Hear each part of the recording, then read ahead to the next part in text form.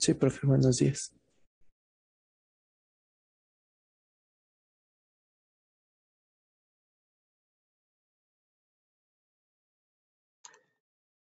Entonces, buenos días y bienvenidos a esta clase de mecánica cuántica, ¿ya?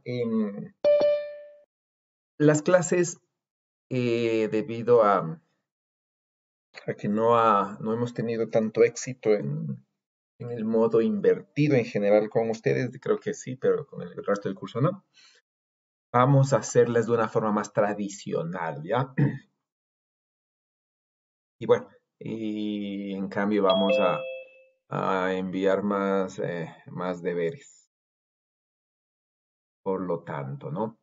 Entonces, el día de hoy vamos a empezar con lo que es la dispersión en medios dieléctricos, ¿sí?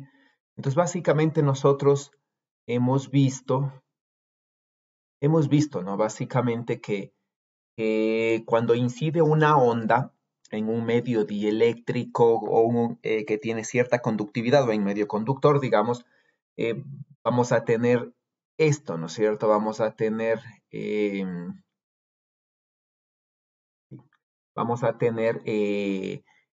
la, que el número de onda, sí, básicamente es este número de onda, no es un número de onda complejo que tiene dos partes, ¿no?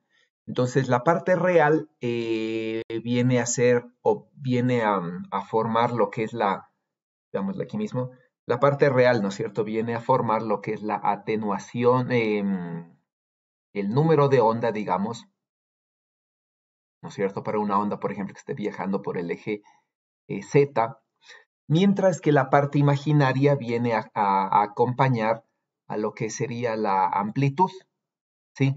Y viene a hacerse así, ¿no es cierto? Por ejemplo, ¿ya? Y entonces lo que nosotros diríamos es que la onda viene atenuada en conforme avanza en el medio, ¿sí? Mientras que el número de onda, ¿no es cierto? Mientras que esta partecita de acá tiene una dependencia explícita en la frecuencia, digamos, aquí, ¿no? A través de este término, y este le llamamos un medio dispersor, ¿no? Entonces, esto de manera general en los medios conductores. Sí, ahora vamos a ver, bueno, esto de aquí simplemente se ha planteado a partir de las ecuaciones de Maxwell, haciendo una relación, ¿no es cierto?, entre la corriente de conducción y el campo eléctrico a través de la conductividad. Sí, simplemente hemos partido de esto, ¿no es cierto? Hemos dicho, aparece un campo eléctrico, un medio que tiene conductividad y por lo tanto aparece corriente. Esto hemos incluido en la cuarta de las ecuaciones de Maxwell. Y ahí, a partir de eso, este número K se hacía un número complejo, ¿no? Que estas eran sus soluciones. Eso ya vimos, ¿ya? El día de hoy vamos a ver el origen de esa dispersión, ¿sí? Y vamos a empezar por medios dieléctricos. Entonces, esto es lo que nosotros llamaríamos, esto es lo que diríamos, este es el modelo de Lorentz, creo que es con T o no me acuerdo si es con T, hay que revisar eso, pero es el modelo de Lorentz, ¿ya? Sí, este señor no me acuerdo si es con T o sin T, eso hay que revisar, sí, porque hay dos Lorentz en física, no recuerdo cuál es este. Entonces, básicamente lo que nosotros tenemos es que las ondas electromagnéticas pueden viajar a través de medios, ¿no es cierto?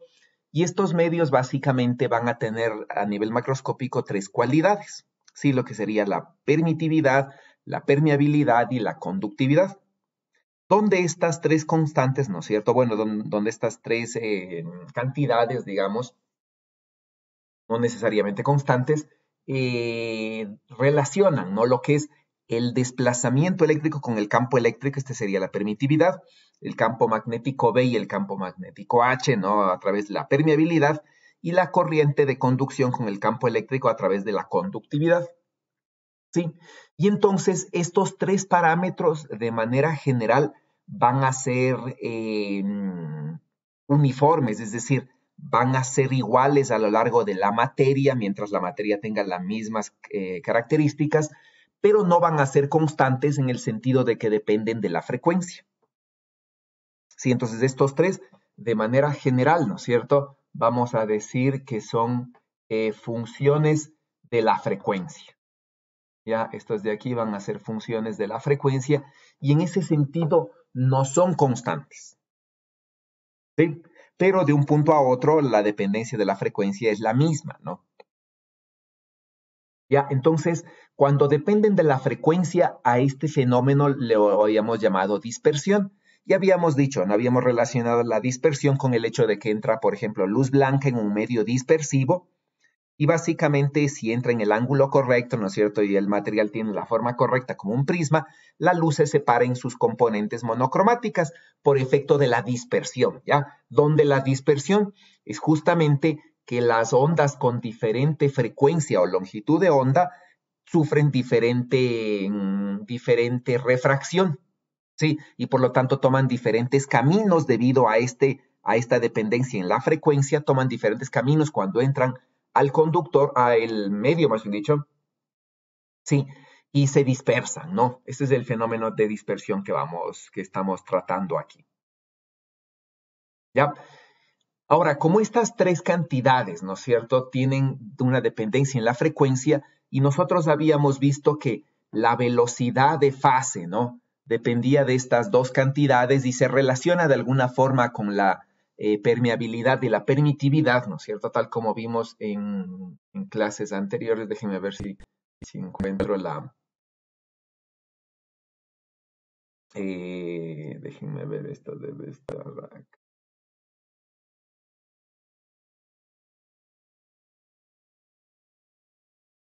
Este no es.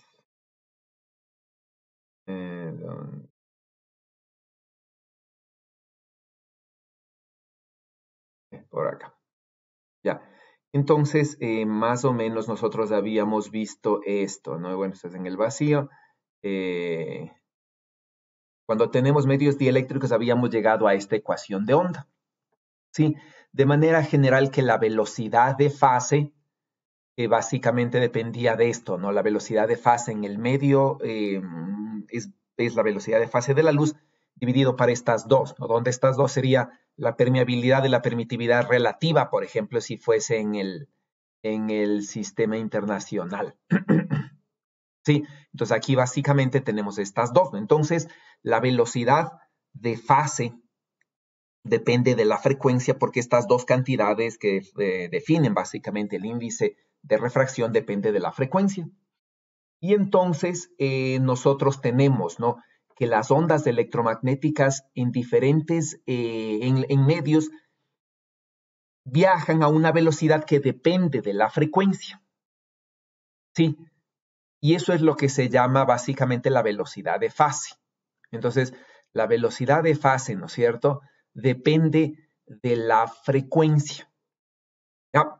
Cuando tenemos una superposición de ondas, por ejemplo, una luz blanca, ¿no?, que es la superposición de ondas de diferente longitud de onda, desde los 400 nanómetros hasta los 700 nanómetros, desde el ultravioleta hasta el infrarrojo, ¿sí? Por ejemplo, una luz blanca sería un paquete de ondas, ¿no? Y este grupo de ondas o paquete de ondas viene definido por una velocidad que se llama velocidad de grupo, donde la velocidad de grupo se diferencia de la velocidad de fase, ¿no es cierto?, en el que esta no es una relación entre las cantidades, frecuencia sobre el número de onda angular, sino como una relación entre las derivadas de esas dos cantidades. Sí. Y entonces, por ejemplo, ¿no?, aquí tenemos una típica relación, ¿no?, que aquí estaría justamente el ultravioleta en los 7000, ¿no?, en los 700 nanómetros estaría el infrarrojo, y aquí vemos la típica relación del índice de refracción. Y entonces, ¿no?, si nosotros recordamos que la velocidad de fase en el medio, ¿no?, la velocidad de la luz en el medio es básicamente la velocidad de la luz sobre el índice de refracción, ¿sí?, el cual estamos viendo que depende de la longitud de onda o de la frecuencia. Entonces, básicamente aquí tenemos esta relación. Entonces, si bien estas cantidades no varían mucho, digamos, pero sí varían, ¿no es cierto?, en las centésimas, y esto hace que es que las diferentes ondas con diferente frecuencia, ¿no? Diferente longitud de onda, tengan diferente velocidad. ¿Ya? Cuando tenemos una superposición de ondas como la que se muestra en el gráfico, esta superposición de ondas forma un paquete de ondas. ¿Ya? Y este paquete de ondas es usualmente, bueno, se viene representado por una velocidad que se llama velocidad de grupo. ¿Ya? Y esta forma típica, por ejemplo, ustedes tienen cuando superponen, ¿no es cierto? Dos funciones que tengan, por ejemplo, diferente,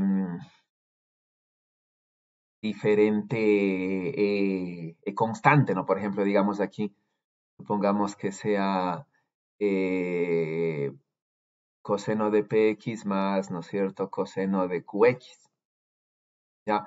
Donde p es diferente de q, por una cantidad delta, por ejemplo, que sea pequeña. Entonces, cuando ustedes tienen esta superposición de dos senos o dos cosenos, ustedes van a ver, ¿no es cierto?, que se forman una especie de pulsos, ¿sí?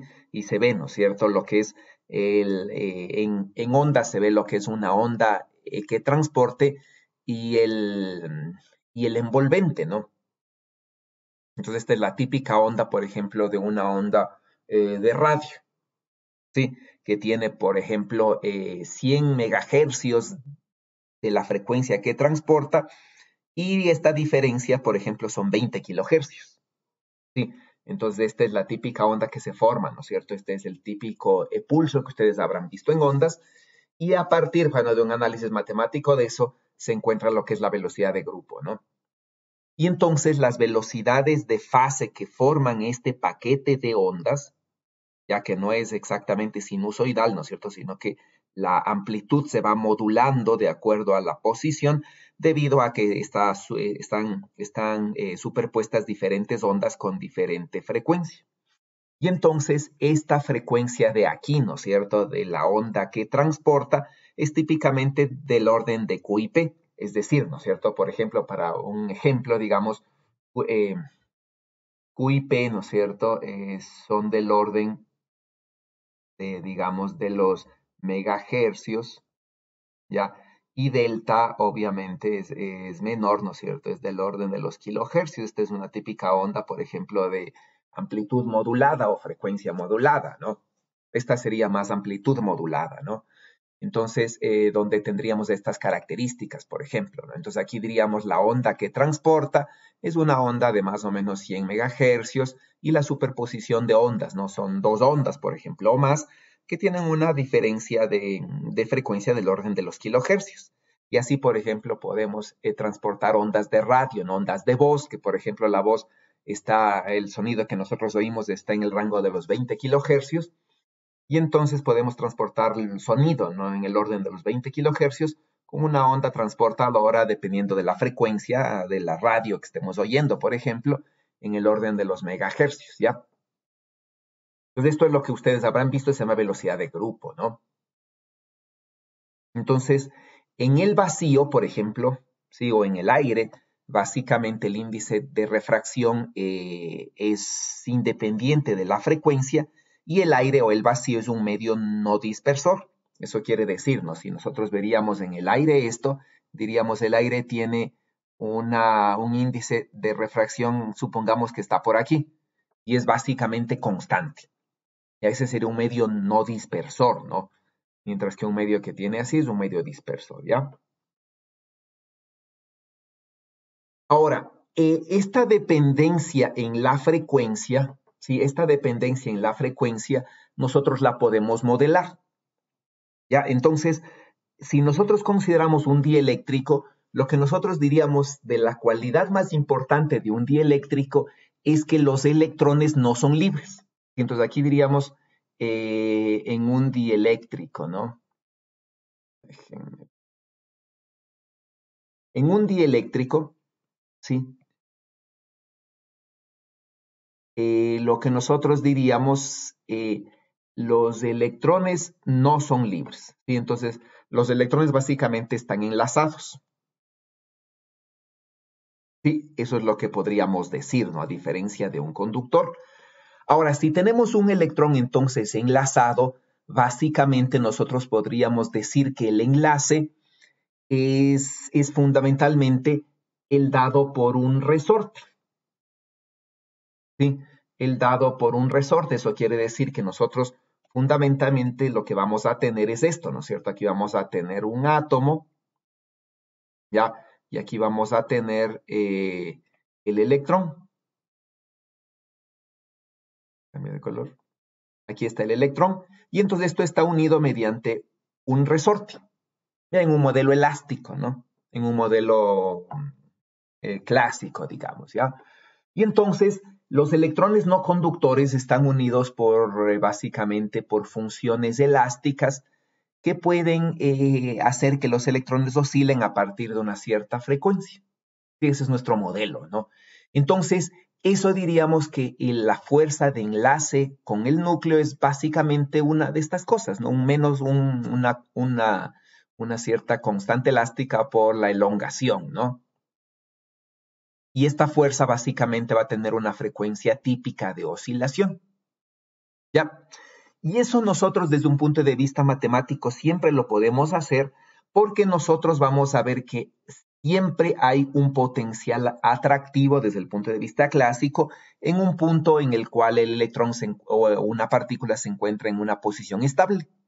Entonces, siempre desde el punto de vista clásico, si esto es la energía, ¿sí? La energía potencial, lo que nosotros vamos a ver es siempre un mínimo. Y entonces, si nosotros decimos, ¿no es cierto? Estos son los ejes así, ¿ya? Entonces diríamos, si esto es la energía y esto es la posición, siempre aquí va a haber un mínimo, ¿no es cierto? Que es el punto de equilibrio, por ejemplo, alrededor de un punto x0. Y entonces, en este punto de equilibrio, siempre que haya un mínimo, siempre nosotros podemos decir que en la zona alrededor del mínimo se puede aproximar por un potencial cuadrático. Y esto es fácil verlo si hago una aproximación de la función de la energía potencial o del potencial simplemente, como quiera verse, ¿no es cierto?, alrededor del punto de equilibrio. Por ejemplo, aquí supongamos que el punto de equilibrio está en 0, ¿no? Entonces, cuando hacen ustedes una aproximación en serie de Taylor, como este es un mínimo, ¿sí? La primera derivada de la función evaluada en el mínimo es 0, ¿sí? Porque justamente es un punto de equilibrio, ¿ya? Y entonces, lo que nosotros vamos a tener, ¿no? Es que si hacemos una aproximación en serie de Taylor, el primer término que aparece cerca de un mínimo es una función cuadrática, ¿sí? Ya sea un mínimo o un máximo, ¿no? Pero siempre que tenemos un punto en el cual la pendiente cambia, este punto va a ser aproximado por una parábola, siempre, ¿ya? Y entonces diríamos que cerca del equilibrio siempre yo puedo demostrar, ¿no es cierto? Siempre yo puedo modelar que cualquier oscilación pequeña alrededor del equilibrio es una oscilación elástica. Es decir, siempre puedo modelar así. ¿Ya? Entonces, desde un punto de vista del equilibrio, el electrón, por ejemplo, tiene un radio del cual prácticamente no puede salir, ¿no es cierto? Porque los radios atómicos están cuantizados. Entonces, en ese sentido, cerca de ese punto de equilibrio, yo lo podría modelar de esta manera. Y entonces, ¿no? Lo que yo voy a tener es un electrón conectado a un resorte. Y aquí viene un campo eléctrico. Entonces, ¿qué va a pasar, no es cierto? El resorte con el electrón van a tener su propia frecuencia de oscilación, ¿sí? Van a tener su propia frecuencia de oscilación, ¿ya? Y la onda electromagnética viene con su frecuencia de oscilación. Y entonces, desde el punto de vista matemático, ¿no es cierto?, de las oscilaciones, ustedes conocen que si tienen un sistema con su propia frecuencia de oscilación y un sistema con una frecuencia de oscilación diferente, aquí va a aparecer una oscilación forzada y un fenómeno de resonancia, donde si la frecuencia externa es cercana a la frecuencia propia del sistema, va a haber absorción de la energía de la onda, en este caso electromagnética. Y entonces, si hay absorción de la energía, quiere decir que la energía del campo electromagnético se está pasando a ser energía cinética del electrón. Y eso para nosotros es parecido a lo que sucede, ¿dónde está eso? A lo que sucede acá, ¿sí? A lo que sucede aquí. ¿Sí? Entonces, en un medio conductor, ¿qué era lo que pasaba, no es cierto? La energía del campo eléctrico hacía que los electrones de conducción, los electrones de aquí en un conductor son libres de moverse, no están atados. Entonces, los electrones de conducción absorban la energía, la transforman en energía cinética. Luego esos electrones, ¿no es cierto?, que se mueven libremente a través del medio, chocan y calientan el material por efecto Joule. Entonces, en definitiva, la energía pasa del campo eléctrico a ser energía cinética y luego pasa a ser energía térmica por efecto Joule. Y entonces aquí hay una transferencia de la energía desde el campo eléctrico hacia el medio a través de la conductividad. ¿Sí? Acá tenemos algo semejante, ¿no es cierto? La diferencia es que ahora la energía pasa no debido a electrones libres de conducción, sino a electrones que estén enlazados a los átomos. ¿Sí? Y entonces la energía pasa del campo eléctrico a través, ¿no es cierto?, de este modelo del electrón que puede oscilar como si fuese un resorte, pasa del campo eléctrico a ser energía cinética. Sí, y esta energía cinética naturalmente que aumentará la energía cinética de vibración del sistema y generará calentamiento. Sí, ese no es calentamiento Joule. Ya, pero igual hay una transferencia energética de la onda del campo electromagnético al medio. Preguntas hasta aquí.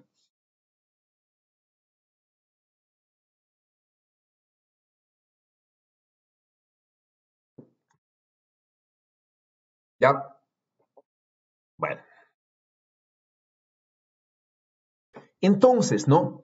Como estos electrones comienzan a vibrar, en general va a haber fenómenos, por ejemplo, el electrón, ¿no es cierto?, comenzará a vibrar y aquí naturalmente como este está conectado a una masa, obviamente mucho más grande, pero una masa al fin, la energía de alguna forma se podrá transportar de este electrón a otras partes de la red, es decir, a las masas y a los otros electrones, ¿sí? Y entonces, de alguna manera, el electrón va a comenzar a tener una disipación de la energía y esto se puede modelar, ¿no es cierto?, mediante una fuerza disipativa. O, por ejemplo, si la frecuencia esta de aquí es lo suficientemente grande y el electrón comienza a oscilar a una frecuencia muy grande, este electrón podría comenzar a radiar energía. Eso quiere decir que la onda electromagnética viene para acá y este electrón de aquí comienza a radiar energía en todas las direcciones como si fuese una onda esférica. Entonces aquí viene, ¿no es cierto?, una onda electromagnética plana, el electrón oscila a la misma frecuencia y radia esta onda electromagnética plana en una onda esférica. Es un fenómeno de dispersión también, ¿sí? Pero de alguna forma la energía cinética que tiene este electrón ya la está perdiendo, de alguna manera, ¿no es cierto? Ya sea que la pierde a la red o ya sea que la pierde en forma de radiación. Sí, la diferencia es que esta es una onda, por ejemplo, plana, que viene así, ¿no es cierto? Y aquí se está formando una onda esférica. ¿Ya? Entonces tenemos procesos de radiación, ¿no? Cualquiera que sea el motivo por el cual el electrón está disipando la energía, desde un punto de vista mecánico, esto se puede poner como una fuerza que depende directamente de la velocidad. ¿Ya? Y como es una fuerza disipativa, aquí hay una constante negativa, ¿no? Y entonces esta es la fuerza de disipación. Sí. Y obviamente tenemos una oscilación forzada, ¿no? Que viene dada por la fuerza externa. Y entonces, desde el punto de vista matemático de las leyes de Newton, nosotros tenemos una oscilación forzada, ¿no? Donde la masa por la aceleración del electrón está sujeto a tres fuerzas, ¿no? La fuerza externa que trata de oscilar, que trata de hacer oscilar a el electrón, en este caso, con la misma oscilación, ¿no es cierto?, del campo eléctrico externo. Ya, aquí, ¿no es cierto?, la onda electromagnética, que básicamente es esta, por ejemplo, así digamos que sea, ¿no? Supongamos que sea esta la onda electromagnética. Sí. Obviamente esta onda electromagnética va a ser evaluada en la posición en la que se encuentra el electrón. ¿Ya? Y entonces nosotros podríamos suponer, ¿no es cierto?, que el electrón se encuentra justo en una posición constante, supongamos 0. ¿Ya?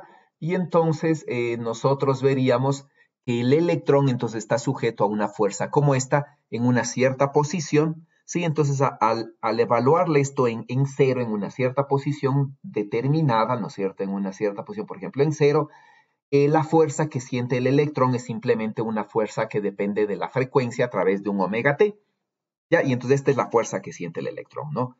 No aparece la onda porque naturalmente el electrón está en una posición fija donde está oscilando. Sí, entonces la onda electromagnética que viene por acá, ¿ya? Esta onda electromagnética simplemente va a ser evaluada en una posición fija, ¿no? Y conforme pasa la onda electromagnética, el electrón lo que siente es este paso de la onda electromagnética, ¿no? Que el electrón la ve como un coseno de omega t. ¿Ya? Esta es la fuerza que genera una oscilación forzada. ¿Sí? Naturalmente, como el electrón está sujeto a un resorte, aquí hay una fuerza elástica.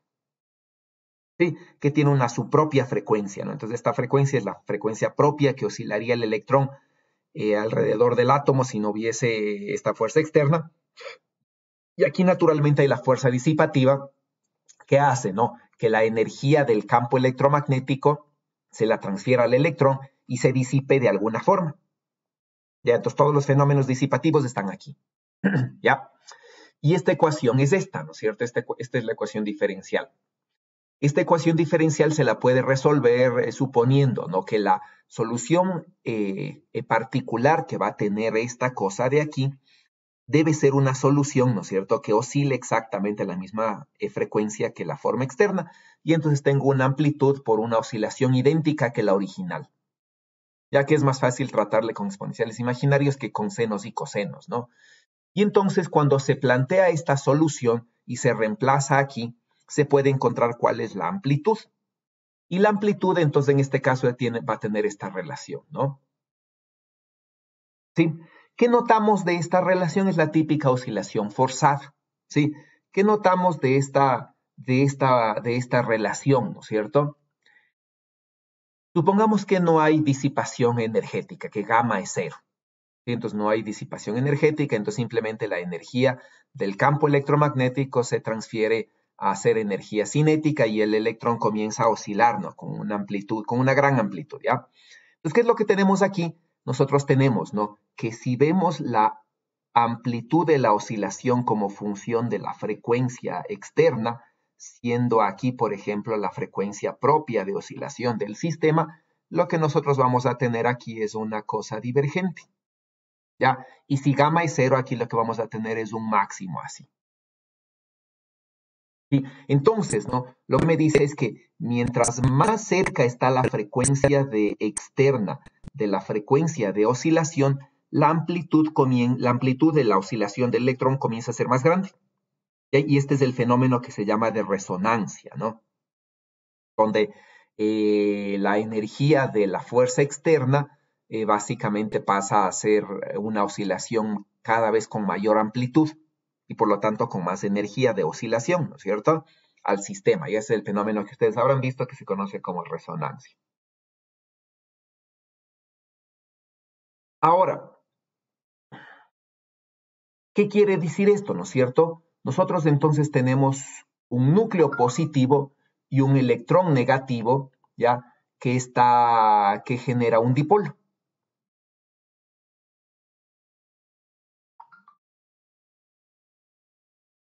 ¿Sí? Que genera un dipolo, ¿no es cierto? Y el dipolo va de menos a más, ¿verdad? Que genera un dipolo, ¿ya?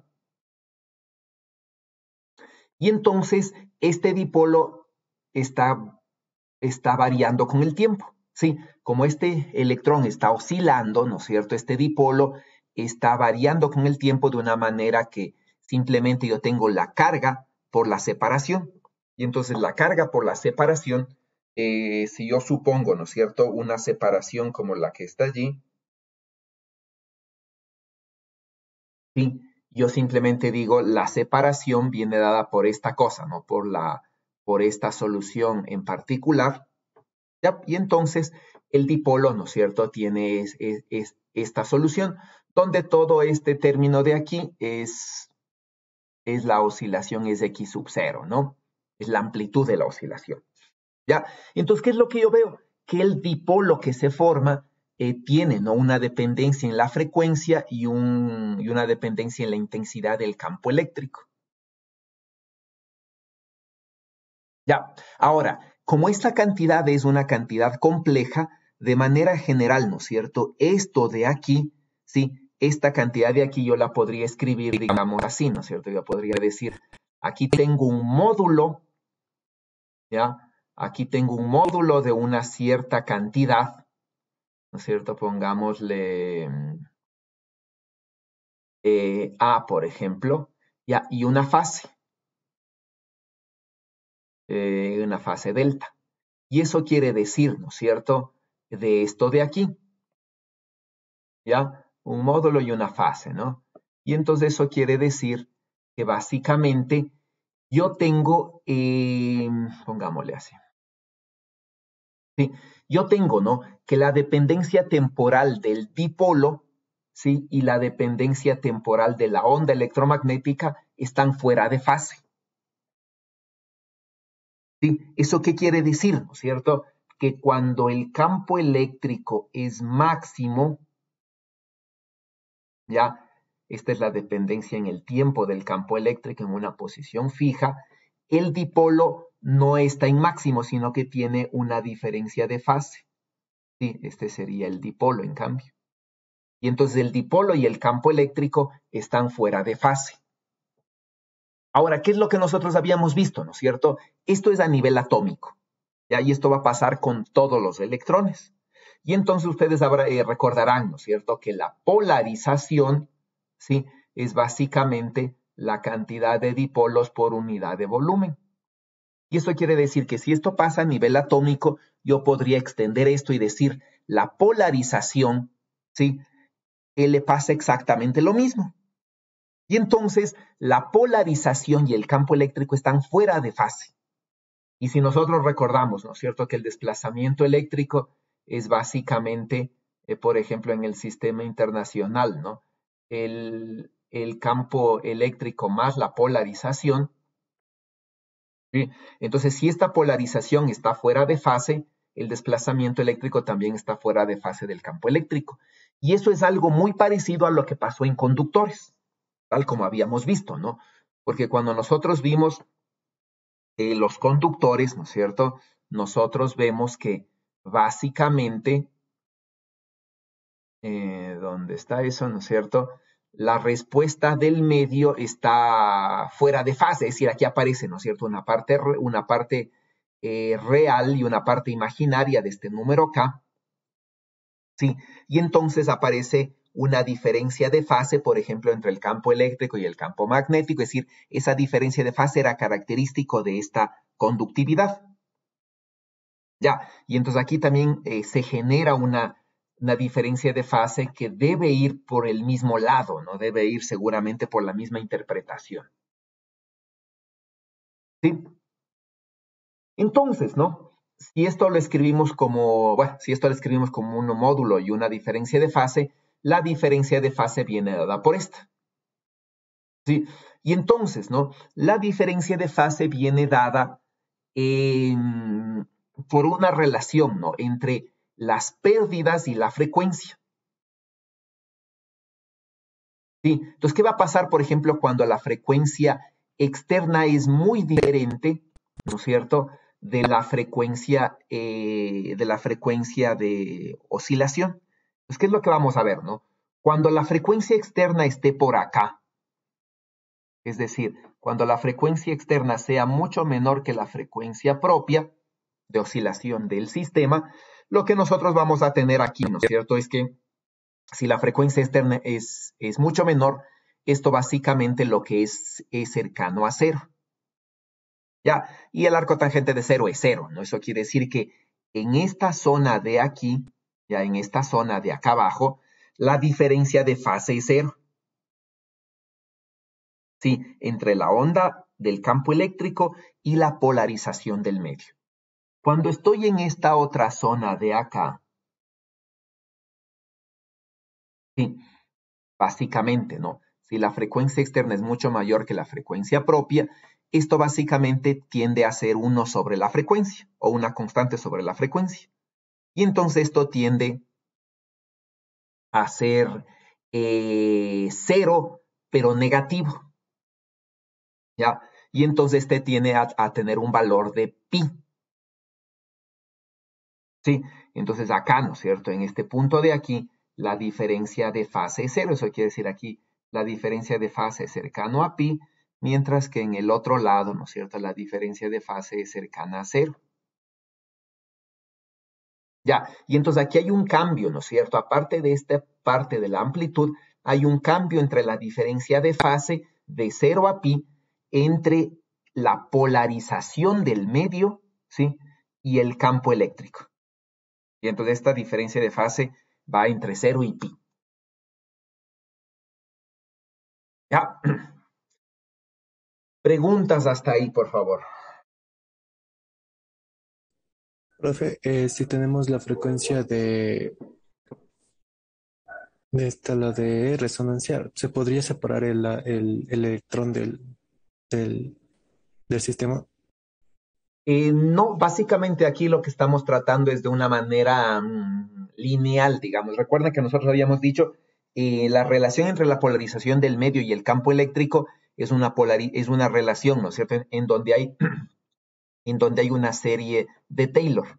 ¿Recuerdan esto, no es cierto? Supongo que recordarán esto, ¿no? Por ejemplo, P sub I es una cierta constante, ¿no? Que es I, ¿ya? Que es esta cosa de aquí, ¿no es cierto? Más otra, ¿no? Más otra constante I, J, K, del campo J, del campo en K, ¿ya? Y así habíamos dicho que hay muchos más términos, ¿no?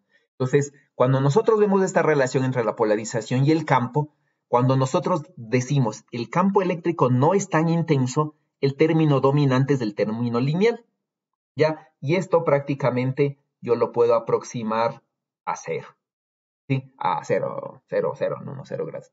A 0, ¿ya? Entonces, esto de aquí yo digo, esto de aquí se da cuando el campo no es muy intenso. Entonces, esto se da para campos eléctricos débiles, ¿no? Y que no sea tan intenso, ¿ya? Entonces aquí estamos haciendo lo mismo, ¿no? Si si esta onda electromagnética no tiene un campo eléctrico tan intenso, no puede provocar, digamos, ionización de los átomos y arrancar el electrón, ¿sí? Entonces aquí sería, por ejemplo, diferente si yo digo, tengo un rayo láser tan intenso que puede cortar el metal o cortar un material, ¿ya? Ese es otro caso, ¿no? Es decir, es un rayo tan intenso que puede generar un gran calentamiento en la muestra y se puede generar plasma. Ya, eso ya estuviésemos, en este caso de aquí, estuviésemos ya inclusive con efectos no lineales, ¿no? Un campo súper intenso. Pues los campos que nosotros estamos estudiando aquí consideran que este campo eléctrico no es tan intenso y básicamente la onda puede interactuar con el medio sin generar ionización, sin generar plasma, sin generar cambios físico-químicos, por ejemplo, ¿no? Tal como el blanqueamiento, por ejemplo, por una onda. Entonces imponen un campo electromagnético, ¿no es cierto?, en presencia de la melanina en la piel y generan blanqueamiento, ¿no? Ese es el blanqueamiento láser que hay estos tratamientos para quitar manchas, por ejemplo, en la piel. Entonces, todos esos fenómenos involucran ya cambios físico-químicos o cambios físicos en la muestra por ionización o por generación de plasma y son campos eléctricos muy intensos. ¿Sí? Este no es el caso y estos campos eléctricos que aquí estamos considerando no generan ningún cambio físico, ni físico-químico, ni reacciones, ¿no es cierto?, químicas, nada, ¿no? Simplemente generan una pequeña polarización, ¿sí? Y esta polarización es una polarización común, ¿no? Que varía en el tiempo. ¿Está claro? Sí, profe. Entonces, no son intensos los campos que estamos considerando aquí, ¿ya? Entonces, no estamos considerando nada de esos fenómenos de ionización, plasma, blanqueamientos, cambios químicos, ¿no es cierto? Por láseres, por radiación, ya nada de eso, ¿ok? ¿Alguna otra pregunta?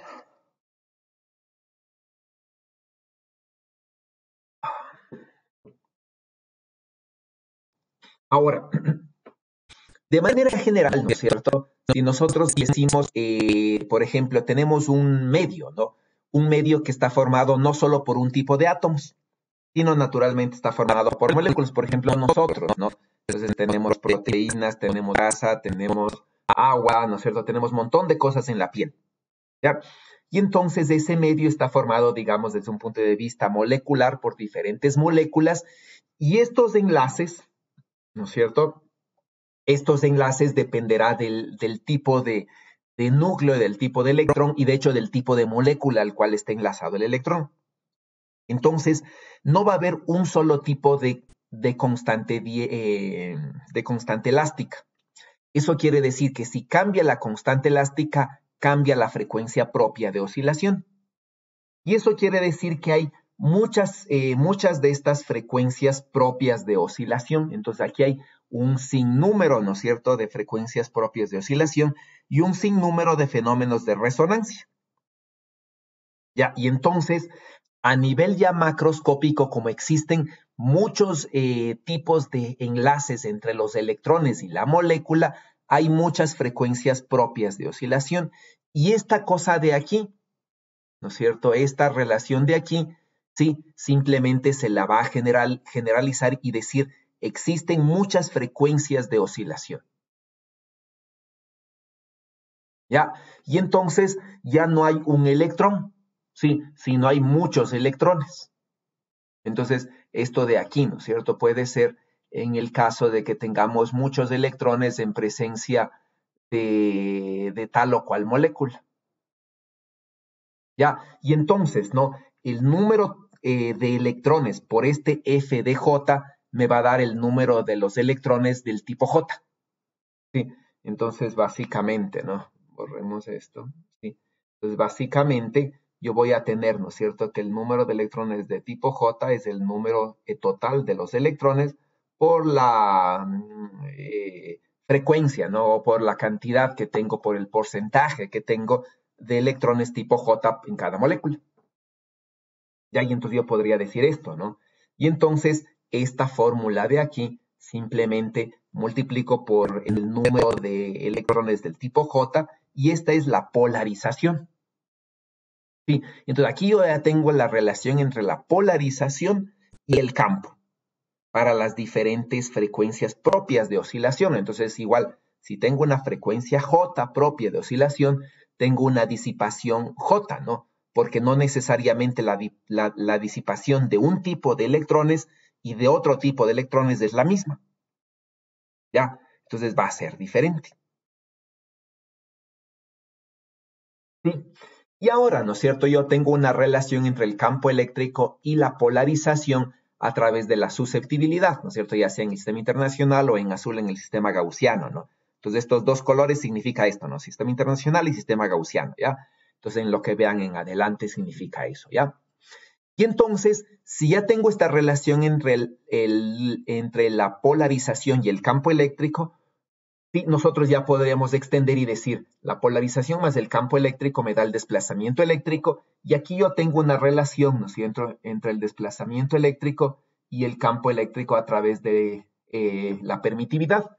Y entonces podría tener una relación ya entre la permitividad y la frecuencia simplemente de esta relación. ¿Sí? Y entonces extiendo esto, ¿no es cierto?, juntamente con la ecuación del desplazamiento y encuentro la fórmula de la permitividad, y esta viñeta de aquí significa que es compleja, ¿no? Porque por este término de aquí, ¿ya? Y entonces la permitividad o la permitividad relativa, dependiendo del sistema, ¿no? Que bueno, constante dieléctrica sería aquí, o la permitividad relativa dependerá del sistema. Sí, las ecuaciones son semejantes, ¿ya? Y entonces tengo estas relaciones, ¿sí? Ahora, cuando nos fijamos en las ecuaciones de onda en un medio dieléctrico, nosotros teníamos esta relación. Pues en un medio dieléctrico, ¿no es cierto?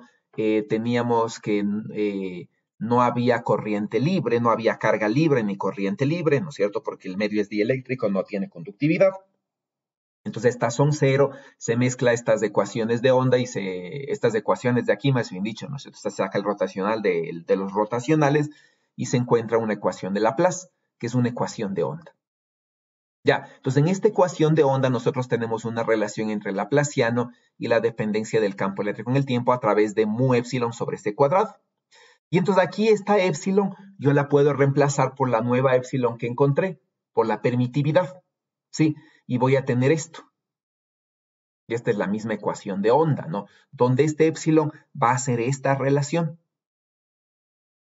Ya, y ahora este épsilon que antes era una constante para los medios dieléctricos positiva, según esta relación, ahora ya es una cantidad compleja. Entonces, ¿no? En nuestro primer análisis que nosotros dijimos, aquí mu y épsilon son reales y positivos. ¿Ya? Entonces, aquí no son complejos, entonces aquí aparecía simplemente una onda que podía viajar por el medio indefinidamente. No había absorción en los dieléctricos, ¿ya? Porque mu y épsilon eran reales. ¿Sí? Aparecía absorción cuando aquí aparecía este término, ¿no? Recuerden, si esto ya es diferente de cero, aquí aparecía, ¿no es cierto? Aquí aparecía, bueno, pongámosle así mismo. Aquí aparecía, ¿sí? La conductividad por el campo, y esta conductividad hacía que aparezca aquí, ¿no es cierto? Un exponencial real, más bien dicho, no es imaginario, real decreciente, por ejemplo. Sí, y esto de aquí es lo que generaba atenuación. Entonces, este término en conductores genera atenuación, ¿ya? Porque este K que aparece aquí, ¿no es cierto? Este de aquí comienza a ser un número complejo. Sí, por eso aparecía atenuación, ¿no? Acá en cambio decimos, ¿sí? Aquí en cambio decimos, este ya no es un número real. Cuando ya considero este modelo, épsilon deja de ser un número real y comienza a aparecer un número complejo, pero es un número complejo dependiente de la frecuencia. Sí, y entonces cuando yo hallo la solución de esto, ¿no es cierto? Y digo esto de aquí, lo puedo reemplazar, ni decir la segunda derivada con respecto al tiempo, la puedo reemplazar, ¿no es cierto? Por un menos y omega en la parte pasando del tiempo a la frecuencia, y entonces aquí, ¿no es cierto? Me aparece un K, que es un número complejo, y entonces este K, ¿sí? Este número de onda, debido a esta dependencia de la permitividad con la frecuencia, ¿sí? Al ser un número complejo, este K es un número complejo. Y entonces el número de onda que, bueno, se define así, ¿no es cierto? Dependiendo del sistema, resulta ser un número complejo. ¿Ya? Y entonces, ¿no? Cuando yo saco la raíz de este número complejo, me van a quedar dos partes, una parte real y una parte imaginaria. Simplemente, ¿no es cierto? Porque esta permitividad ahora es un número complejo, ¿sí? Que es este. ¿Ya? Entonces, esta acá se puede escribir, ¿no es cierto? Como una, voy a ponerle con rojo ya, como una K real más una K imaginaria. ¿Sí? Y nuevamente aparece este término. Y entonces este término es el que me genera atenuación de la onda. ¿Sí? Entonces la onda electromagnética se atenúa conforme entra en el medio. Pero estos términos, ¿no es cierto? Esto sería importante ponerle, dependen de la frecuencia. ¿Sí? Entonces, la atenuación de la onda depende de la frecuencia. Ahora, la intensidad de la onda electromagnética depende del cuadrado del campo eléctrico. Y entonces, si el campo eléctrico se atenúa con E a la menos kz, la intensidad de la onda se atenúa con el doble. Y entonces este coeficiente de atenuación, ¿no es cierto?, es el alfa. Sí, y aquí ustedes identificarán la típica ley de Lambert-Beer, ¿no es cierto?, donde ustedes tienen una intensidad, aquí tienen un medio que no es conductor, es por ejemplo ¿cómo se llama?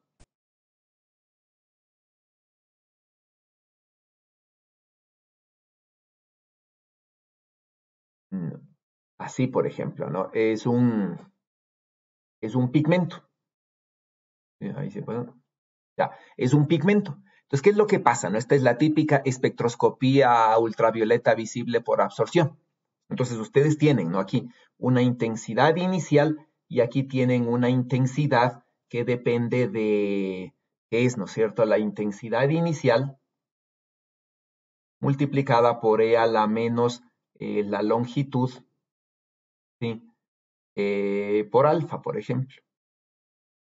Y entonces aquí tienen una atenuación que depende de la longitud del camino óptico, ¿sí? Y esta es la que ustedes habrán visto, ¿no es cierto? La ley de Lambert-Beer.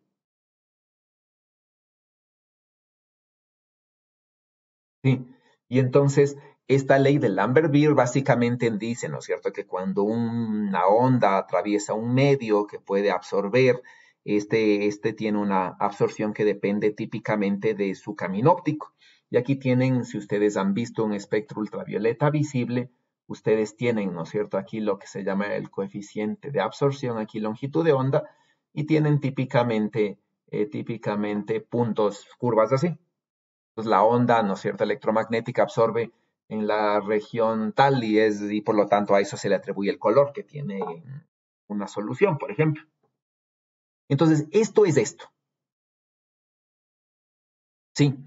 Entonces, la onda se atenúa en una cierta longitud de onda, no porque el medio sea conductor, sino porque hay una dependencia de este, ¿no es cierto?, de este número de onda que atraviesa el medio debido a la relación que existe con la frecuencia, y todo eso aparece debido a que los electrones, ¿no es cierto?, tienen cierta capacidad de absorber la luz y disipar esa energía.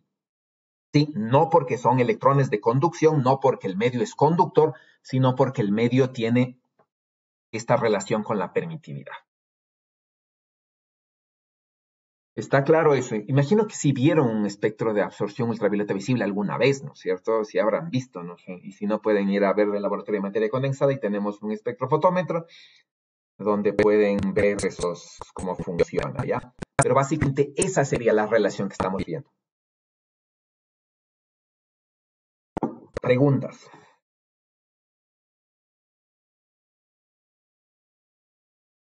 Bueno, todo esto que estamos viendo en la clase de hoy es el proyecto 1.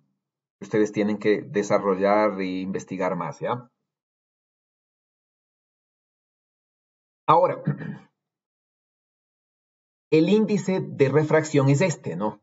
Es este de aquí. Y entonces, si este es un número complejo y lo reemplazo acá, el índice de refracción es complejo. ¿Ya? Y entonces yo voy a tener esta relación, ¿no es cierto? Sí.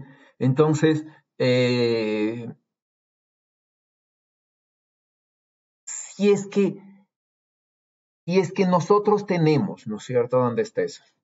Si es que nosotros tenemos esta relación de aquí, ¿sí? Y nosotros decimos, esta es la relación que tengo, usualmente esta, ¿no es cierto?, la disipación, ¿sí?, dependerá de muchas cosas. Por ejemplo, cuando yo tengo aquí un medio, ya yo podría decir, ¿no es cierto?, tengo, por ejemplo, un medio que sea jugo de mora.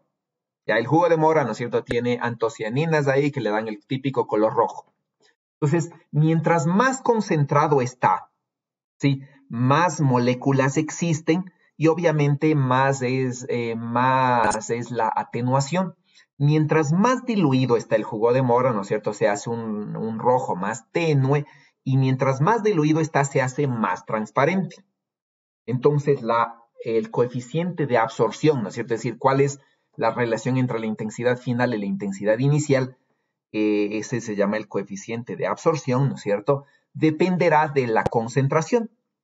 Entonces, ¿no?, cuando yo tengo, por ejemplo, un gas, ¿sí?, un gas va a ser algo muy diluido, ¿ya? Y entonces, como va a ser algo muy diluido, es semejante, ¿no es cierto?, a tener un jugo de mora súper diluido, en donde prácticamente la onda electromagnética la atraviesa casi sin ser absorbida. Entonces, en un gas, ¿no es cierto?, como es algo muy diluido, la atenuación es muy débil. Y eso quiere decir que casi no existe, ¿no es cierto?, este término de aquí. Entonces, como la atenuación es muy débil, esta raíz cuadrada, ¿no es cierto?, es decir, esto 1 más x a la 1 medio, ¿ya?, yo la puedo aproximar como 1 más 1 medio de x. Y es que x es mucho menor que 1. Entonces, como la atenuación es muy débil, ¿cierto?, como el medio, como la onda pasa prácticamente a través de un gas casi sin atenuarse, entonces este término es muy pequeñito comparado con este, y por lo tanto yo lo puedo aproximar, ¿no es cierto? El 1/2 que había aquí arriba, ¿sí? Desaparece y aparece acá, ¿sí? Aparece acá como 2. Ya, entonces, ese 1/2, ¿no es cierto? Yo lo puedo aparecer aquí y esta sería mi aproximación para un medio que se encuentre diluido, ¿sí? Por ejemplo, como un gas. Y entonces, si esa es la atenuación, ¿no es cierto?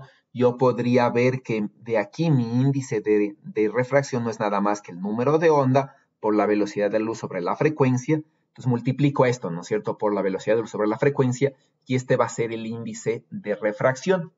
Y entonces el índice de refracción resulta ser un índice de refracción complejo. ¿Ya? Por otro lado, ¿no es cierto?, el parámetro alfa, que es 2 veces la parte imaginaria, recuerden, ¿no? Este de aquí, ¿no es cierto?, era una parte real más una parte imaginaria, ¿sí? El número de onda, ¿no es cierto?, al ser este un número complejo, esta raíz es un número complejo que es K más la parte imaginaria, donde la parte imaginaria es la que genera, al sacar la raíz, ¿no es cierto?, me genera la atenuación. Entonces, la parte imaginaria de K es lo que tiene que ver con el coeficiente de absorción. ¿Sí? 2 veces la parte imaginaria, ¿no? Entonces, si de aquí, ¿ya? Si de esta de aquí, ¿no es cierto? Yo digo, si este de aquí, ¿no? La típica, sí, ¿ya? A menos IB, yo la puedo escribir, ¿no es cierto? Digamos, esto es equivalente a más IB, ¿no es cierto? Sobre A cuadrado más B cuadrado, ¿ya? De donde la parte imaginaria es obviamente b sobre a cuadrado más b cuadrado. Aquí estoy haciendo lo mismo, si aparece el complejo conjugado al cuadrado, bueno, multiplico por el complejo conjugado del denominador, aparece el módulo al cuadrado en el numerador y aparece la parte real, ¿no es cierto? Y la parte imaginaria, ¿ya? Perdón, aquí no es el complejo, aquí es la parte real. ¿Sí? Y entonces aquí aparece la parte imaginaria, ¿sí? Esta es la parte real de acá, esta es la parte imaginaria, y entonces esta es mi coeficiente de atenuación, ¿sí? Esto es lo mismo en el sistema internacional, ¿no?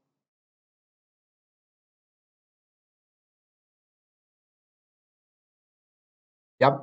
Y entonces, ¿sí? Entonces eh, yo tengo mis relaciones, ¿no? ¿Eso cómo se ve?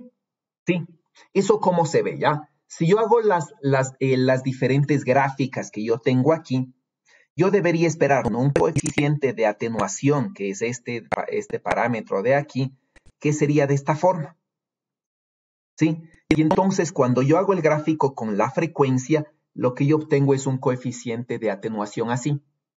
Este es el alfa que yo espero, ¿sí? Donde aquí está la frecuencia propia de oscilación J, ¿no?, que casi estaría cerca de este máximo, ¿ya? Y por otro lado, yo tengo el índice de refracción, que aquí se ha restado 1 para que esté en el eje vertical de 0, ¿no? Entonces, el índice de refracción sería este, ¿sí? Entonces, aquí tengo, ¿no es cierto?, que el índice de refracción va a tener 2 zonas, ¿ya? Una zona en la que el índice de refracción incrementa con la frecuencia, esta se llama dispersión normal, y una zona en la que el índice de refracción decrece con la frecuencia, que se llama dispersión anómala. ¿Ya? Y esto es lo que yo espero de mi modelo. Y entonces, ¿no?, si yo tengo diferentes frecuencias propias, por ejemplo, de oscilación, ¿no es cierto? Yo debería esperar eh, diferentes zonas donde se dé la dispersión anómala, ¿no? Debería esperar algo así. Y eso es lo que yo debería medir, ¿sí? Eso es lo que yo debería medir, ¿no es cierto? Donde cada una de estas cosas va a ser la dependencia, ¿sí?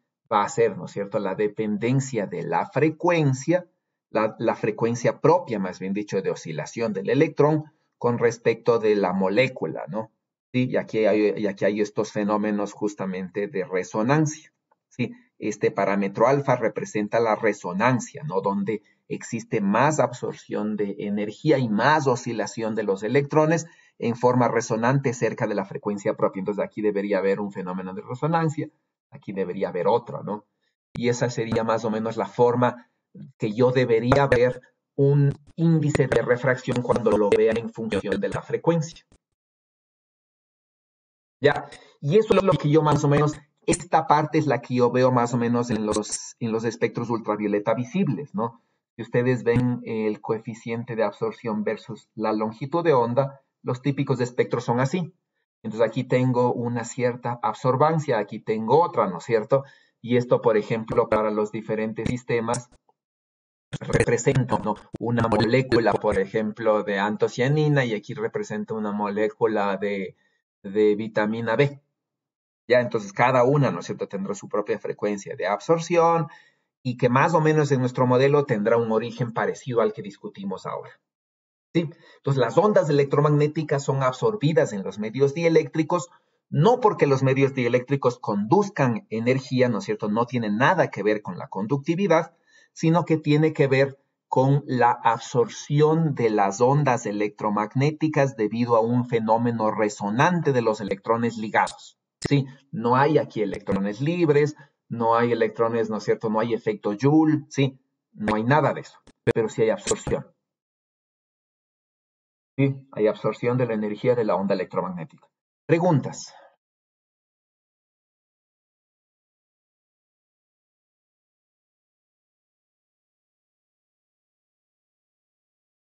Entonces, ¿no? De manera general, ¿sí? De manera general se puede decir que este índice de refracción, ¿sí? Que este índice de refracción, yo podría generalizar esta cosa y decir, ¿no es cierto? El índice de refracción se relaciona con este y decir entonces este índice de refracción ya no es real, sino ahora es complejo. Sí, y eso es lo que ustedes más o menos van a investigar, ¿no? Cómo medir el índice de refracción o lo que es lo mismo la permitividad dieléctrica compleja. Sí, entonces, o miden esta, ¿no es cierto?, de manera compleja, o miden directamente esta. Entonces, ¿cómo mido eso? ¿Sí? ¿Cómo mido eso? ¿Por qué es importante esta medida, ¿no es cierto? Eso es lo que ustedes van a estudiar. ¿Ya? ¿Cómo se mide eso? ¿Cómo creen que se mida eso? ¿Cómo ustedes tendrían una idea de cómo medir eso? ¿Cómo medir al menos esto, por ejemplo? ¿Cómo medir esta relación? ¿Cómo medir la permitividad de un medio como función de la frecuencia? ¿Qué harían con lo que saben hasta ahora? ¿Qué harían?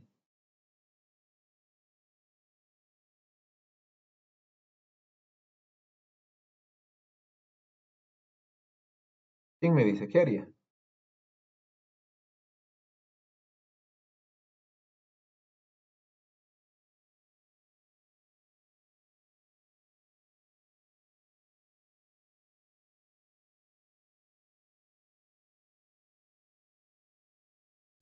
Podríamos incidir luz con distintas longitudes de onda. ¿Cómo incidiría la luz? ¿Cómo debería incidir la luz? Supongamos que usted tiene un rayo láser sintonizable con diferentes longitudes de onda, de intensidad controlada. ¿Qué haría? ¿Qué haría? ¿Y cuáles son los supuestos? Pues aquí, digamos, tiene, ¿no es cierto? Déjenme ver porque no me aparece. Ya tiene el medio, el cual usted quiere medir la permitividad. Ya de aquí usted quiere sacar, ¿no es cierto? De dato, cuál es la permitividad como función de la frecuencia. Este es el dato que quiere. ¿Qué haría usted?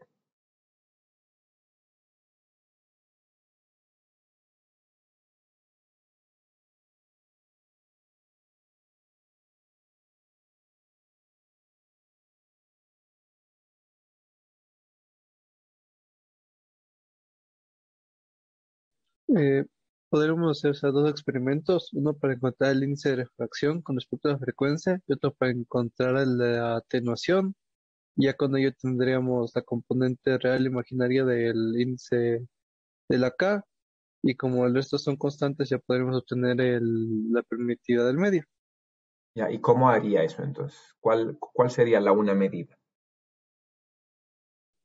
Una medida sería cambiando la frecuencia para así obtener el índice de refracción, manteniendo la intensidad constante, y otra sería cambiando la intensidad para así obtener la atenuación del medio. Ya, ¿y cuál sería el experimento? Por ejemplo, les hago incidir las ondas así, así. Ese sería.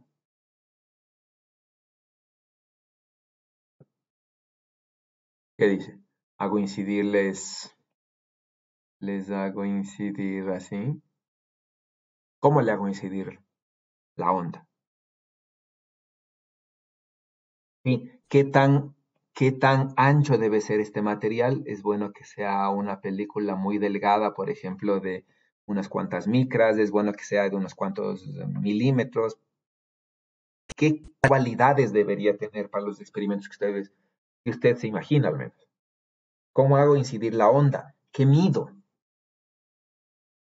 Sí, en el un caso dice, ¿no es cierto? Mido la relación entre la intensidad inicial, sí, y la intensidad final, ¿no es cierto? Entonces, la relación entre la intensidad final y la intensidad inicial, de alguna forma me da el coeficiente de atenuación.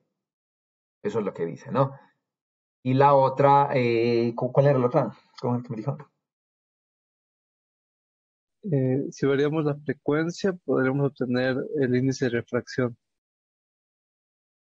Entonces, lo que ustedes van a investigar, ¿no es cierto? Son dos artículos, un artículo es un review en el cual se hace una revisión, ¿no es cierto? Y una crítica de los diferentes métodos, bueno, no de todos los diferentes, de tres diferentes métodos para medir, ¿no es cierto?, esas cantidades, ¿ya? Y el otro artículo que ustedes tienen es una propuesta de cómo medir esas cantidades haciendo dos experimentos. Justamente usted tiene razón en el sentido de que no puedo hacer eso con un experimento, ya tengo que hacer dos experimentos, dos medidas para medir esas cosas. Es decir, tengo que tener mucha información, ¿no? Sí, ustedes van a tratar esos dos artículos, ¿ya? Que tienen que ver con esta relación. Ahora, con lo que ustedes saben, por ejemplo, ustedes saben, ¿no es cierto?, que en incidencia normal no pasa nada, ¿no? Aquí no hay una relación porque aquí se genera una onda reflejada, una onda transmitida y y no hay una dependencia clara con la frecuencia más que las intensidades, ¿no? Entonces aquí, como hay una relación exclusiva entre las intensidades, con incidencia normal sería interesante medir el índice el coeficiente de atenuación como función de la frecuencia, ¿sí? Pues aquí tuviesen, ¿no es cierto?, un rayo, una onda sintonizable, sí, con una cierta, es decir, un rayo láser monocromático, pero de frecuencia sintonizable, y entonces, por ejemplo, pueden hacer, ¿no es cierto?, esta medida y van a tener esta dependencia, ¿no? Esto sería parecido a lo que se conoce como UV-Vis. Ya, esto sería parecido a la espectroscopía ultravioleta visible, donde ustedes tienen aquí una cubeta, llenan con un líquido y se mide, ¿no es cierto?, la absorbancia. O tienen un material que no, bueno, de ciertas condiciones, ¿no es cierto?, que no hace que la luz cambie de dirección, ¿sí? Este se llama un material transparente, ¿sí? Por ejemplo, un plástico es un material transparente, ¿ya? Entonces tienen un material transparente que no sea dispersor y la luz entra por aquí, sale por acá y pueden medir la intensidad, ya podrían medir así. ¿Qué tan ancha debería ser la película para hacer esta medida, por ejemplo? ¿Qué tal si yo digo, voy a coger una película de 100 nanómetros? ¿Qué dicen?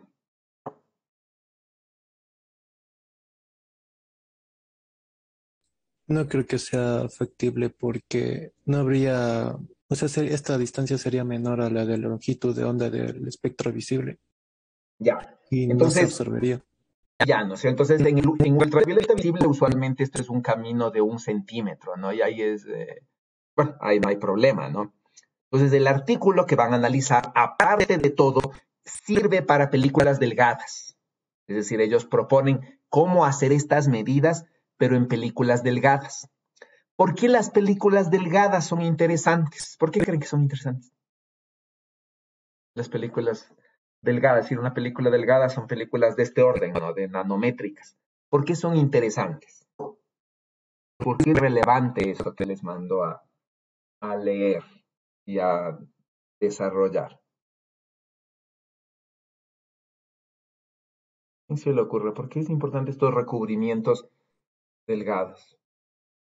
Por los fenómenos de polarización que se obtienen cuando tengo longitudes de onda de media onda y cuarto de onda.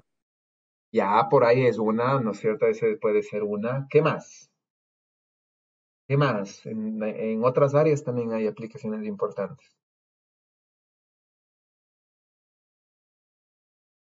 Sí, entonces, existen muchos recubrimientos, ¿no? Muchas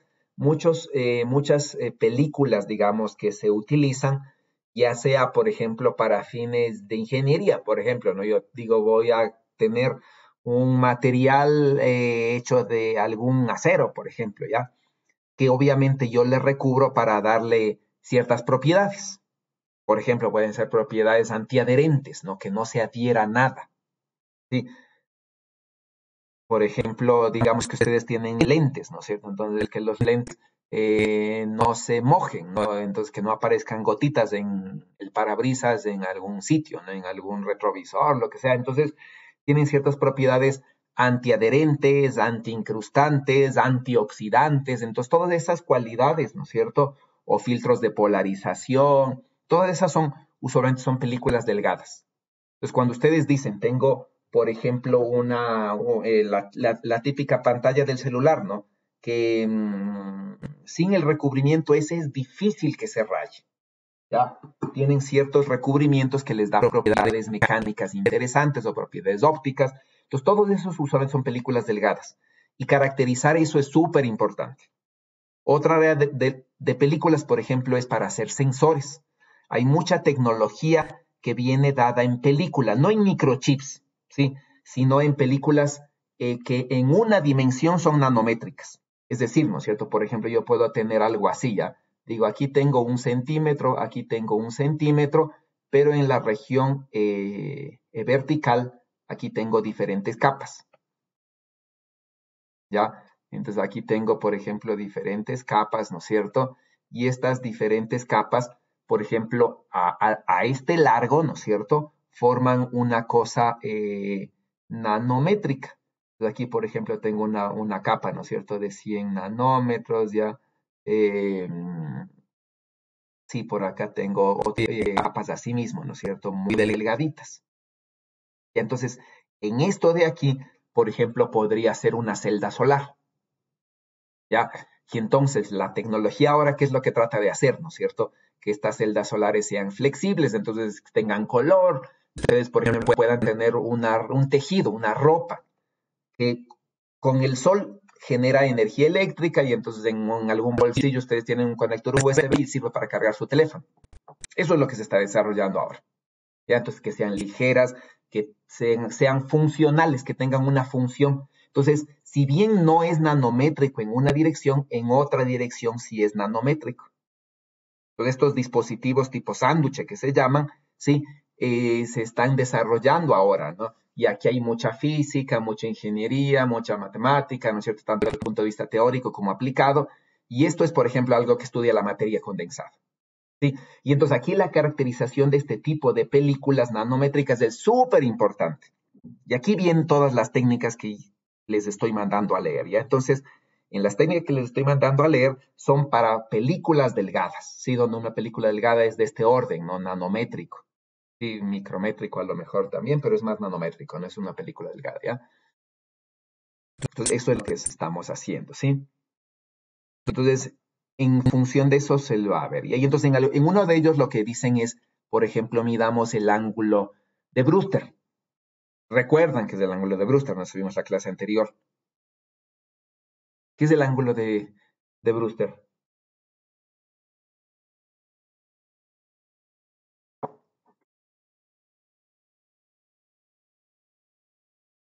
¿Quién me dicen?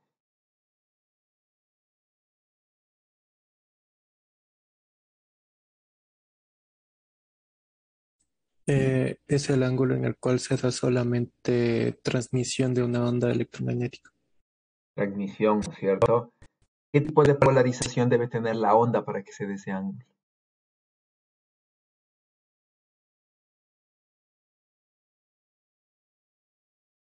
Recuerden, el campo eléctrico, ¿dónde tiene que estar? ¿En el plano de incidencia o perpendicular al plano de incidencia? En el plano de incidencia. Ok. Bueno, no, todas esas cosas, ya todos esos conceptos van a tener que saberlos para poder leer eso, ¿ya? Preguntas de esta primera parte.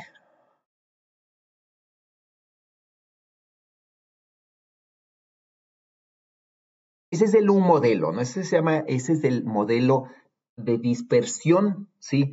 En dieléctricos, ¿ya? ¿Sí? Ese es el primer modelo, ¿no? Eh,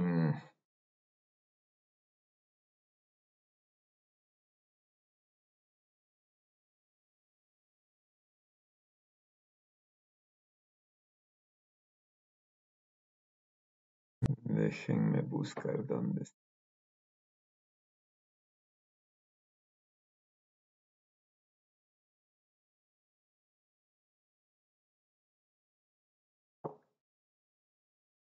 Vamos a empezar por un ejercicio, ¿ya?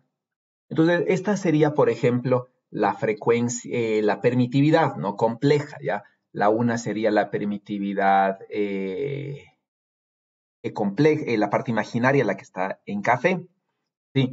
Y la que está en color azul sería la parte real, ¿no? Entonces, de alguna manera, la permitividad, si compleja, se formaría de dos formas, ¿no? La real, ¿sí? Y la imaginaria. ¿Ya? Entonces, van a hacer este ejercicio, ¿sí? Encuentren el ancho de la región de dispersión anómala, es decir, encuentren toda esta zona, ¿no es cierto? Toda esta zona de aquí eh, donde tienen dispersión anómala, ¿no? Recuerden, la dispersión anómala, ¿qué es? Ya, cuando tienen una disminución, ¿sí? En este caso de la permitividad con la frecuencia. Ya, entonces, encuentran el ancho de la región de dispersión anómala para el caso de una sola frecuencia de resonancia. Pues van a suponer que existe nada más en nuestro modelo, ¿no? Sí. En nuestro modelo, por ejemplo, vamos acá. Sí. Bueno, ese sería lo más cercano, ¿no? En este modelo, ¿sí? O en este modelo, ¿sí? Tiene nada más una dispersión. Entonces, este J solamente tiene un solo valor, ¿sí? Una sola dispersión. Y van a encontrar entonces el ancho, ¿no? Van a asumir que el coeficiente de absorción, digamos, de atenuación de la oscilación es mucho menor que la frecuencia propia. Y van a demostrar así, ¿no es cierto? El índice de refracción tiene sus valores máximos y mínimos en los puntos donde el coeficiente de absorción es la mitad del máximo. ¿Ya? Por favor, trabajen con eso. Empiecen. Son 8:20. Tienen 15 minutos para resolver esto. Pueden trabajar, bueno, pueden trabajar en grupo. ¿Prefieren trabajar en grupo o solos?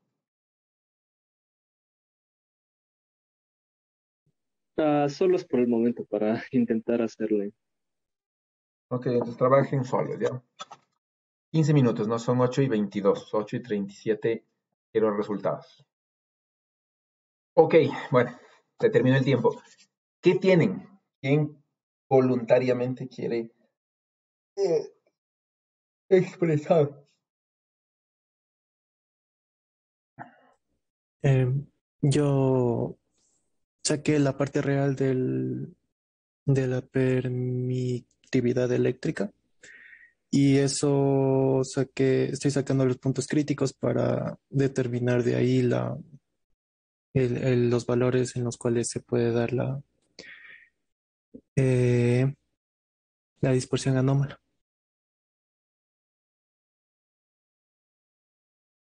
Ya. Ahora, bueno, eso recién sería la primera parte, ¿no es cierto? Eso recién sería para encontrar básicamente estos dos puntos. Sí, ahí faltaría demostrar que esos dos puntos corresponden, ¿no es cierto? Eh,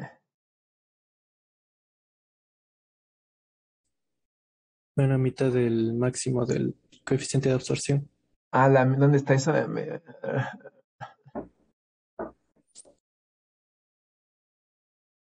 Sí, es en la Justo mitad del ahí. máximo del cociente de absorción, sí. Entonces, faltaría eso, ¿ya? Perfecto. Entonces, terminen Eh, este ejercicio, no sé cuánto les falta, pero no debería faltarles mucho, un ejercicio que podrían hacer en clase. Recuerden, ¿no es cierto?, que el índice del coeficiente de absorción viene de aquí, que es básicamente, bueno, esta constante, ¿no? La raíz cuadrada de esta cosa, es decir, aquí aparece una raíz cuadrada que hay que tomar en cuenta, ¿ya? Terminen este ejercicio, ¿no?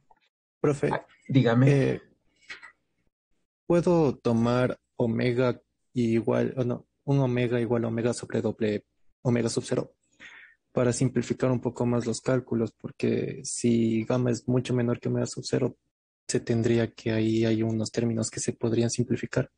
Y bueno, esa es la idea, ¿no?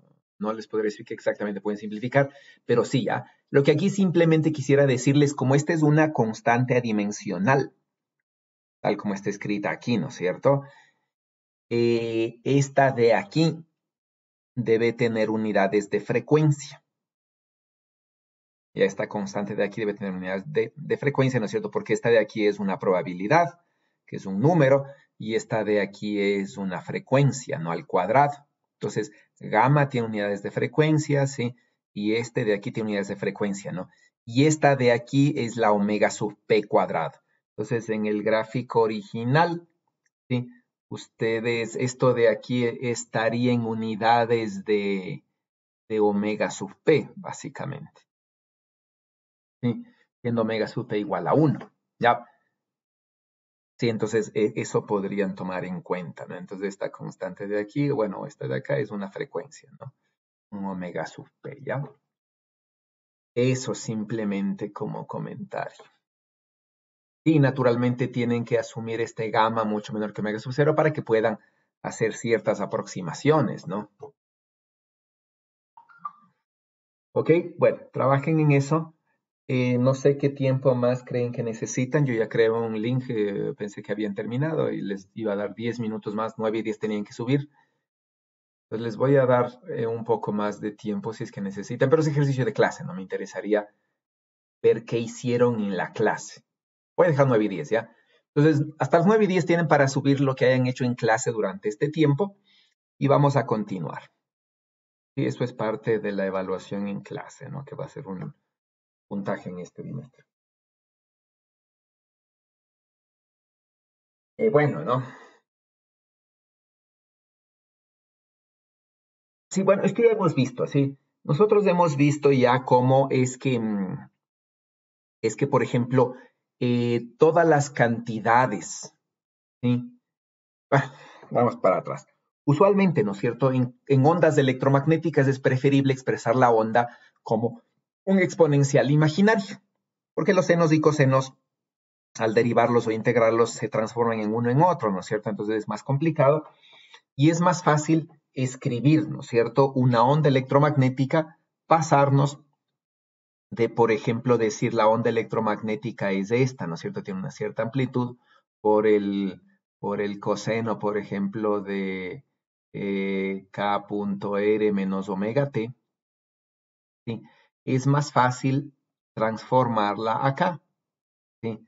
Es más fácil transformarla aquí, donde habíamos dicho nosotros esta onda y la otra onda son idénticas, siempre y cuando nosotros pongamos aquí una función parte real, que nunca se le escribe, ¿no? Y digamos aquí, por ejemplo, voy a poner esto, ¿no? Voy a poner, por ejemplo, esto más pi cuarto. ¿Sí? Y entonces aquí es esto, ¿no? Donde E sub 0 techo, ¿sí? Es el vector E sub 0 por E a la I pi cuartos, por ejemplo, en este ejemplo. Ya, eso es lo que se suele hacer, ¿no? ¿Ya? Y entonces es más fácil trabajar de esta manera. Ahora, cuando se trabaja de esta manera, nosotros, por ejemplo, lo típico que se hace, ¿no es cierto? Por ejemplo, dicen, voy a encontrar la intensidad, entonces la intensidad es proporcional al mod a E cuadrado, ¿no? ¿Ya? Aquí lo análogo es decir, ¿no es cierto? La intensidad es proporcional a punto E complejo conjugado. Ya, y aquí aparece un medio, ¿no? Bueno, usualmente cuando tengo un promedio temporal de esta cosa, ¿sí? Aquí aparece, ¿no es cierto? El promedio, ¿sí? Aquí aparece el promedio temporal del coseno cuadrado. Por ejemplo, omega t, ya para que sea más fácil. Y este coseno cuadrado usualmente me da un medio, ¿no? Eso acá implica multiplicar el complejo por el complejo conjugado, ¿no es cierto? Y tener, por ejemplo, esto. Y poner el factor 1 medio adelante, ¿sí? Eso es lo que nosotros hemos visto y eso es lo que más o menos describo aquí, ¿no es cierto? Con ustedes ya vimos eso, ¿ya? Entonces, si tiene una cantidad, por ejemplo, compleja, ¿no? Donde este vector U sub 0 techo es un número complejo, es un vector complejo, es decir, tiene una fase constante, este V sub 0 techo es lo mismo, es una fase constante. Cuando haga el producto punto U punto B me va a dar esto, ¿sí? Y en la parte real me va a dar esto. Bueno, más bien dicho, en la parte real no está aquí, ¿no? Entonces, cuando yo saque el vector promedio de esta cosa, lo que me va a salir es esto de aquí, ¿sí? Y entonces lo que se suele hacer, ¿no es cierto?, es sacar un medio de U por B conjugado, o como está aquí, el 1/4 de U por el complejo conjugado de B sub 0, y el U sub 0 por el complejo conjugado, U sub 0 complejo conjugado por B. Es lo que se suele hacer, ¿ya? O un medio de esta cosa, ¿no? Como quieran verlo, ¿ya? Usualmente esta es la fórmula más extensa que se podría poner para no poner la función parte real. Y esta sería la forma general de escribir una función promediada en el tiempo utilizando vectores en notación compleja. Ya, por ejemplo, ¿no es cierto? Como está aquí el vector de Poynting o la densidad de momento, lo que sea, ¿no? Entonces, si es que es la densidad energética, por ejemplo, esta sería la forma, ¿no? Un medio de 1/4, ¿sí? Que me da 1/8, ¿sí? O lo mismo acá, ¿no es cierto? Que sería la forma ya extendida, ¿ya? Por ejemplo, el vector de Poynting, ¿no? Que sería esta cosa de aquí, o si es que no se pone la parte real, sería E cruz B sub 0 más, ¿no es cierto? El término, ¿sí? Sería E cruz B sub 0, ¿no es cierto? O bueno, o E cruz B, por ejemplo, ¿sí?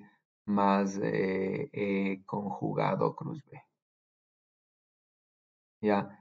Y esta sería sobre 4. ¿Ya? Sí.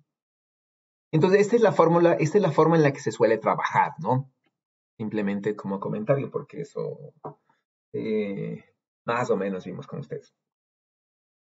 Vamos a irnos en lo poco que nos queda a ver al menos una introducción de la dispersión de, ¿no es cierto?, en este caso la conductividad en la frecuencia, ¿ya? Entonces, vamos a ver, esto es lo que se llama el modelo de Druth. Ya, entonces, ¿no? En el modelo de Druth, lo que se supone es que, vamos al modelo de Druth, ¿no?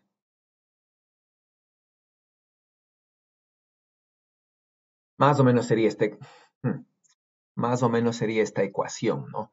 En el modelo de Druth, si digamos que no tenemos una dependencia en la frecuencia, lo que simplemente nosotros hacemos, más bien creo que es esto, ¿no? Nosotros tenemos, por ejemplo, aquí un medio que tenga conductividad, ¿ya? Y entonces aquí lo que se supone que yo voy a tener es un electrón, ¿sí?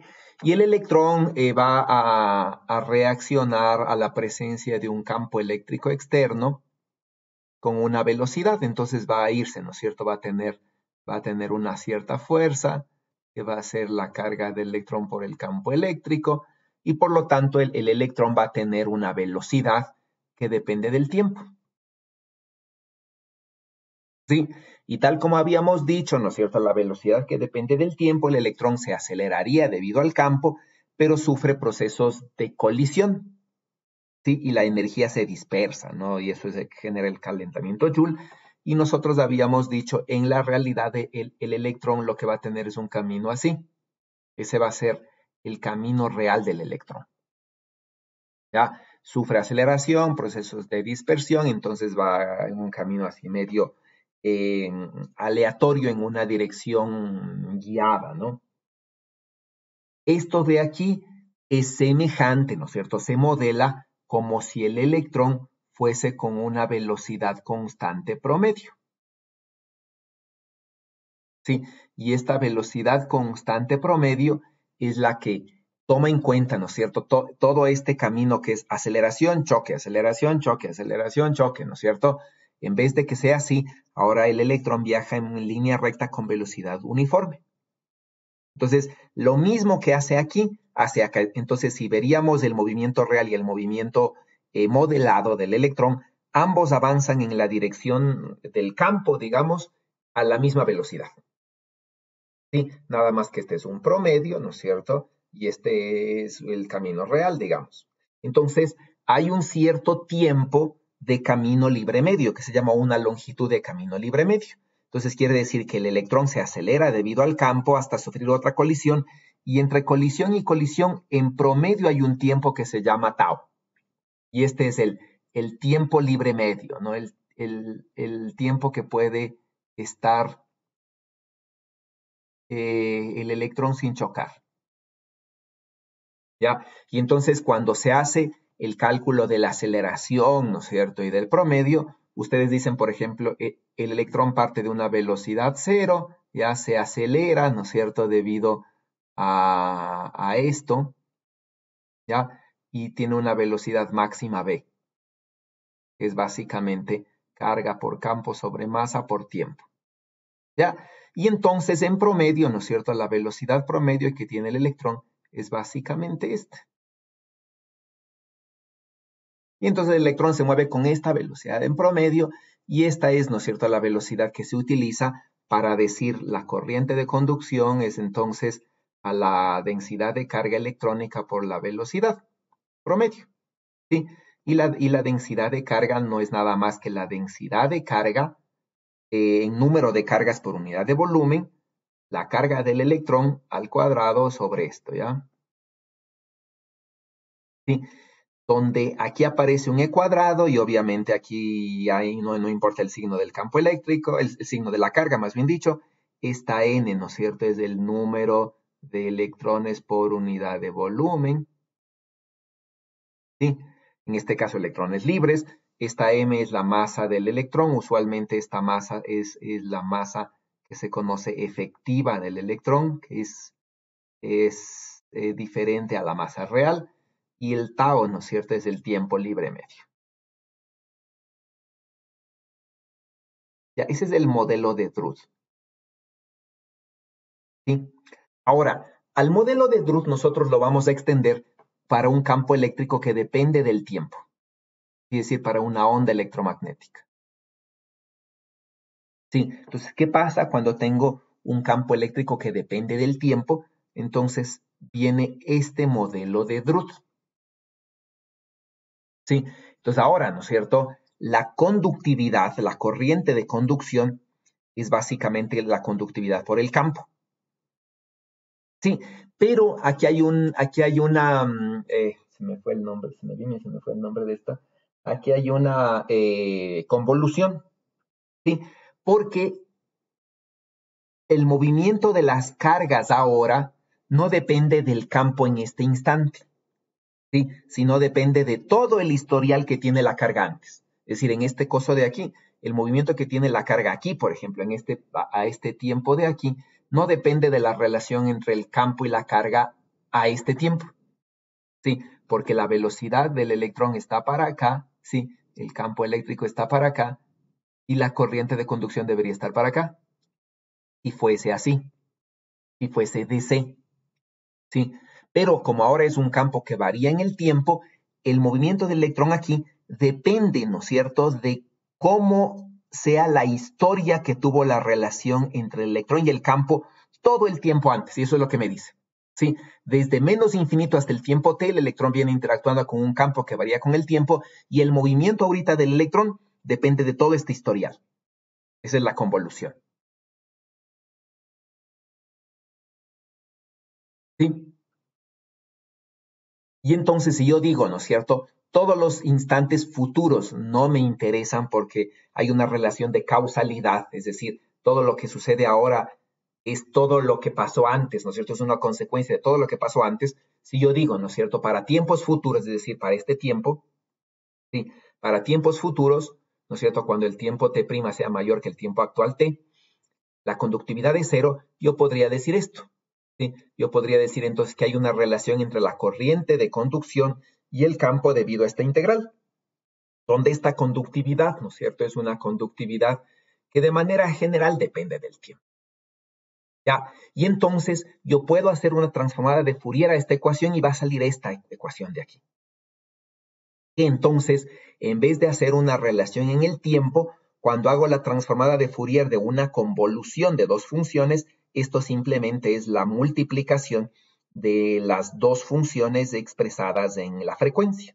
Esta es la convolución. Entonces, de esto de aquí me permite llegar a esto. Entonces, ¿qué es lo que me dice, no es cierto? La corriente de conducción como función de la frecuencia no es nada más que la conductividad como función de la frecuencia y el campo como función de la frecuencia. Donde estos subomegas son la transformada de Fourier de J, ¿no es cierto?, de una función que dependía de la posición y el tiempo, hago, ¿no es cierto?, una transformada de Fourier, ¿sí? Y me paso a una función que depende de la posición y la frecuencia, ¿ya? Que es la que yo estoy llamando f omega, que en general es así. Entonces, esta es una transformada de Fourier en el tiempo que me permite pasar de aquí a acá, ¿ya? Y entonces esta generalización así me permite escribir las transformadas de Fourier de cada función como el producto. Entonces, esta convolución no es nada más que el producto, ya que ustedes debieron haber visto esa cualidad, ¿no? Y entonces, las transformadas de Fourier yo las defino así, ¿sí? Cuando paso del tiempo a la frecuencia, y las inversas, ¿no es cierto?, cuando pasa de la frecuencia al tiempo así, ¿no?, con un 1 sobre 2pi. En algunos casos, en algunos libros, ¿no es cierto?, aquí le definen 1 sobre la raíz de 2pi, y aquí le definen una constante que es 1 sobre la raíz de 2pi, para hacerle simétrica la transformación directa a la inversa, así que ambos tengan la misma constante. En el modelo que yo estoy, en la fuente que yo estoy utilizando, ¿no es cierto?, se define así. Ya, esto creo que fue tomado de Sanville, ya no recuerdo. Pero creo que Sanville, la referencia aquí, que me gusta más que Griffiths, por si acaso. Sí, esta es la referencia, ¿no? Y entonces la conductividad, la corriente y el campo eléctrico lo puedo pasar del dominio del tiempo al dominio de la frecuencia y tengo esta relación que es básicamente el efecto Joule. Y entonces, a partir de aquí, nosotros vamos a hallar la relación entre la frecuencia, entre la conductividad y la frecuencia para hallar lo que son los fenómenos de dispersión de frecuencia en conductores. ¿Sí? Y eso es lo que haremos la siguiente clase, ¿ya? ¿Ok? Bueno, entonces, por favor, hasta las 9:10 es el tiempo que tienen, no para terminar, no me interesa que el ejercicio esté terminado y bien hecho, me interesa saber qué es lo que realmente ustedes han hecho, y segundo, que estén trabajando. Pues, por favor, hasta las 9:10, en estos minutos tienen para tomar la foto y subir al aula, ¿no? Y ese, como les digo, es parte de su evaluación de trabajo en clase. ¿Sí? Nos vemos el día de mañana. A menos que tengan alguna pregunta para responder, si no, ya me despido. Profe, una duda. Si tengo preguntas sobre la prueba, ¿cómo voy a tutorías? ¿Le envío un correo? Me envía un WhatsApp y ahí coordinamos para ver si nos reunimos en algún rato que usted tenga tiempo y yo tenga tiempo. Ok. Sí.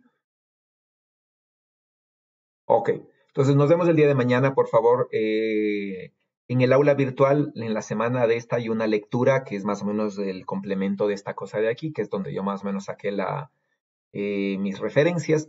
Ahí pueden revisar si es que tienen dudas, ¿no?